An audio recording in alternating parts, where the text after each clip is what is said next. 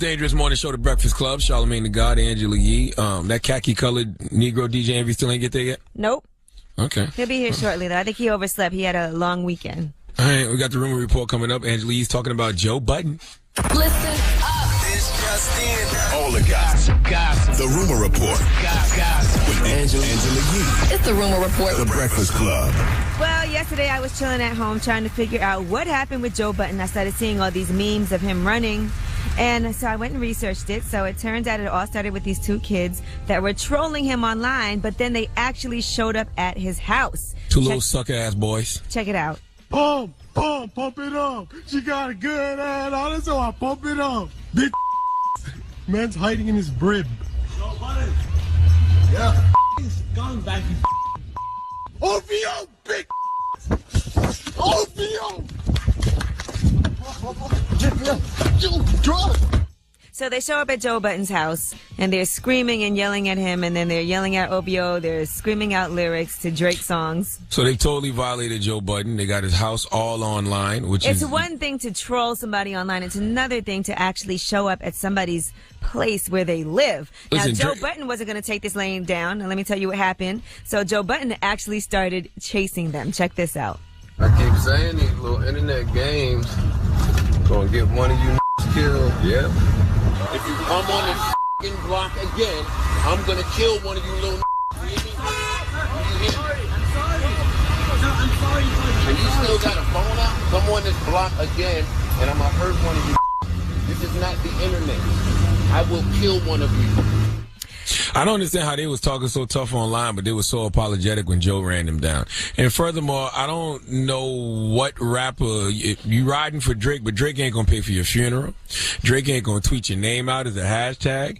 Drake ain't even gonna know nothing happened other than, damn, Budden killed some of my fans for running up on his property. The kids were on Twitter. They were tweeting out one of them. He was like, nah, he sprung at me. Then I started yelling, no shopping and 4 p.m. in Calabasas lyrics at him. He got in his whip and chased us. He got so heated when I threw Drake lyrics at him. He really high-speed chased us. Not captured. I'm going back to his brib tonight. He wasn't heated that you threw Drake lyrics at him. He was heated that you were at his house. That is a major violation. You kids are going to die.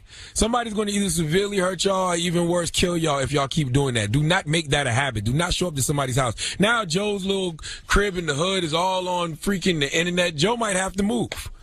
And by the looks of it, Joe, we don't know if Joe got the money to move. Then a kid also tweeted you, Charlamagne, and said that he's going to pull up to your crib next. No, he's not. Because, you know, I live in a nice neighborhood. And the neighborhood I live in, all I got to do is get on that phone and say, hello, this is Mr. Goldstein. It's a couple of suspicious-looking people in my neighborhood. I think they're Negro. All right, and well, watch what happened to y'all. Joe Budden tweeted out, these are some of the greatest memes ever, but I truly hope you kids don't make running up to people's homes a thing. It's dangerous. And he does have a point there. You should not be running up to nobody's house. No, you're going to get shot. Listen, Joe Budden chased him so crazy. He had rocks in his hand. That's because he ain't had a gun.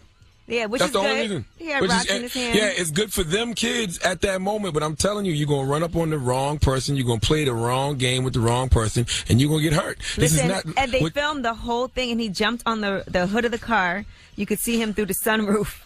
And then people, you know, listen, by the way, those memes are some of the funniest memes, probably the funniest memes since Birdman back in April, but y'all acting like Joe did anything wrong. Like, he reacted the way you should react when somebody violates your personal space like that. If they was at a store or something, whatever. But you came to that man's crib? Right. Nah, bro. You deserve whatever happens to you from that moment on. Period. All right, now let's talk about the WNBA. This story was very disappointing to me when I first heard it. And this was the WNBA players that got fined for supporting the Black Lives Matter movement. They actually had on T-shirts during warm-up. And according to one WNBA superstar, Tamika Catchings, he said that there's a double standard because the league gets on board with lots of other movements, and this one is really important because the vast majority of WNBA players are African American. So they had gotten fined. I don't know if you had seen this story when it was happening. I sure did. They were fined $5,000 each, and each player was fined $500 for wearing black T-shirts during pregame warm-ups. Well, it turns out that they did rescind those fines, thank goodness. They said that they are rescinding the fines that were imposed on the players who violated league uniform rules.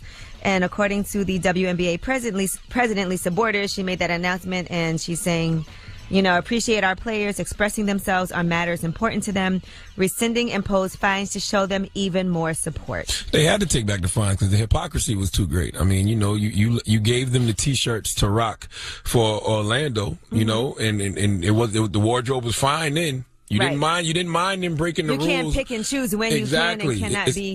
It's a terrible mixed message. You can't mind them breaking the rules when you tell them to break the rules, but when they break the rules on their own accord, now you fine them. You can't do that. All right. That's like giving somebody dope to sell.